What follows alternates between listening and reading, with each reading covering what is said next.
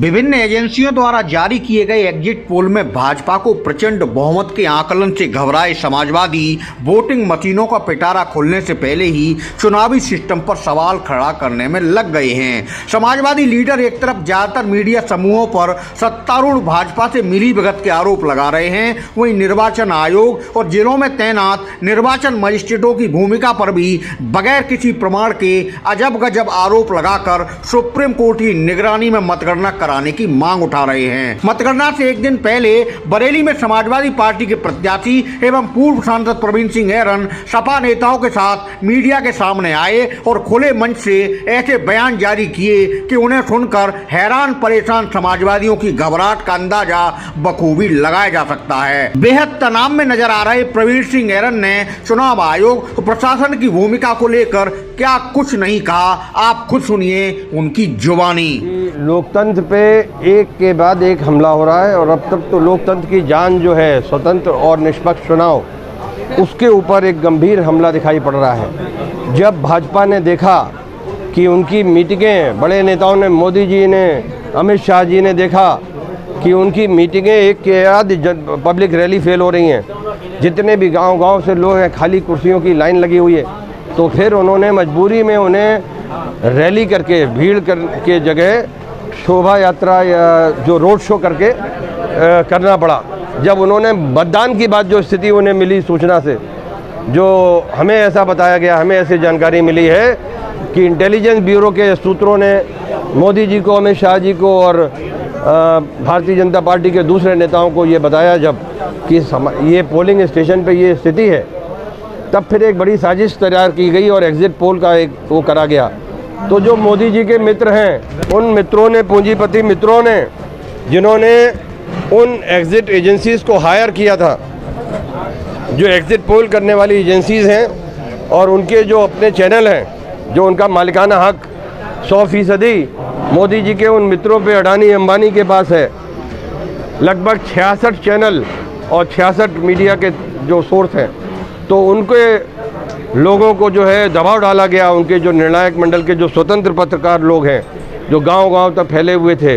उनके माध्यम से ऊपर के नेतृत्व को, उन चैनल्स के और उन मीडिया के साधनों को ये निर्देश दिया गया कि ये एग्जिट पोल के माध्यम कराया जाए कि एग्जिट पोल फर्जी हुआ, बजाय उसके उस फर्जीपन को कि ये एग्जिट पोल नकली है, ये प्रायोजित है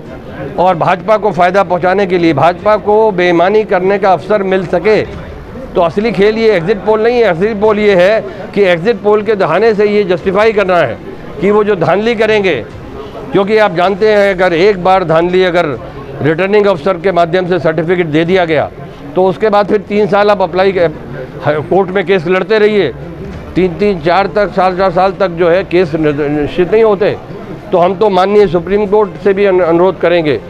कि इस सारी चुनावी प्रक्रिया के न सिर्फ इसका संज्ञान ले,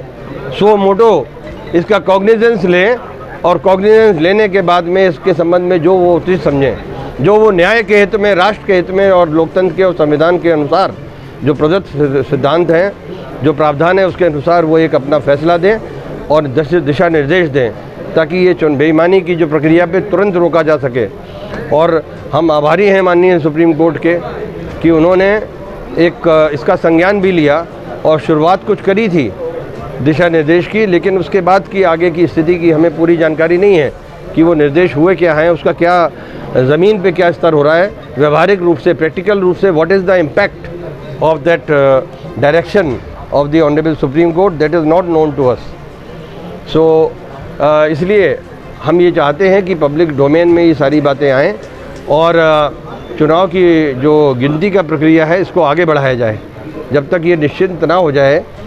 और ये जांच के बाद की कोई इस तरह की गड़बड़ी नहीं है, तब चुनाव की प्रक्रिया रुकाई जाए, तुरंत रोका जाए, ये हमारी मांग है। और जैसा कि आप सब जानते हैं, आजकल सूचना का तंत्र इतना तेज़ है कि ये छोटे से हम लोगों के ज़िले के कार्यकर्ताओं के बात को भी जो है ऊपर तक ये पहुँचेगी, मोदी जी की नॉलेज में आएगा। उसके बाद भी हम देखते हैं कि जो मोदी जी कहते हैं 56 इंच का सीधा, तो अगर उनका 56 इंच का छोड़िए, अगर 52 का भी है,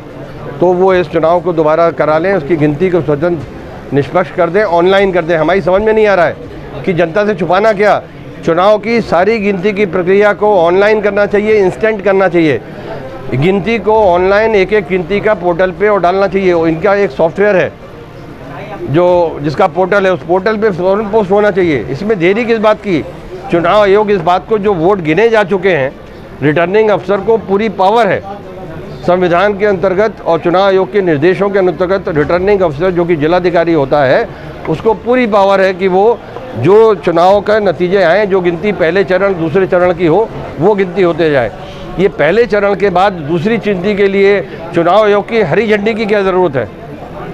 तो हरी झंडी दिखाने का मतलब ये है कि कहीं भी होगा, अगर इस चुनाव में कहीं भी चुनाव की गिनती की प्रक्रिया रोकी जाती है, अगर मीडिया को दूर किया जाता है, तो ये साफ है कि ये चुनाव में घपला करने की तैयारी है। अगर ये कहते हैं कि मीडिया के कैमरे अलग हैं, तो इसका मतलब उनकी नीयत ख़राब है। अगर चुनाव की गिनती को, वोटों की गिनती को अगर 2 या 3 घंटे रोकने की कोशिश होती है, आधे घंटे भी रोका जाता है, और ईवीएम के लाने की प्रक्रिया का जो है कि सबके सामने, मीडिया के सामने आना चाहिए ना, पब्लिक के सामने आना चाहिए कि ये ईवीएम रखी थी, यहाँ से उठ के ये ईवीएम गिनती में आई। इसमें दिक्कत क्या है? सीसीटीवी नेटवर्क लगा है, डीवीआर लगे हैं वहाँ पर, सिर्फ उसे ऑनलाइन करना है, इंटरनेट कनेक्शन वो भी है, उसकी एक्सेस, उसके कोड जो है वो देने हैं, नहीं दे रहे हैं। तो इन सब चीज़ों का बहुत भयंकर हमें चिंता है स्थानीय स्तर पे। और हमारे आदरणीय प्रदेश राष्ट्रीय अध्यक्ष अखिलेश यादव जी का, माननीय अखिलेश यादव जी का हम बहुत आभार व्यक्त करते हैं। लोकतंत्र के सिपाही के रूप में भी आभार व्यक्त करते हैं, जनता की ओर से आभार व्यक्त करते हैं कि उन्होंने एक पहल करी और इंडिया गठबंधन की मीटिंग में इस इशू को उठाया, और उसके बाद इंडिया गठबंधन ने पूरे देश में इस बात के खिलाफ प्रोटेस्ट करने का निर्णय लिया। और जिस निर्णय के अनुरूप हम यहाँ बैठे हैं, हम सब लोग बैठे हैं, तो मैं आपके माध्यम से भी चाहता हूँ कि अगर लोकतंत्र जाएगा तो फिर ये मीडिया भी बचेगा नहीं, मीडिया सिर्फ जेबी मीडिया होकर रह जाएगा। धन्यवाद।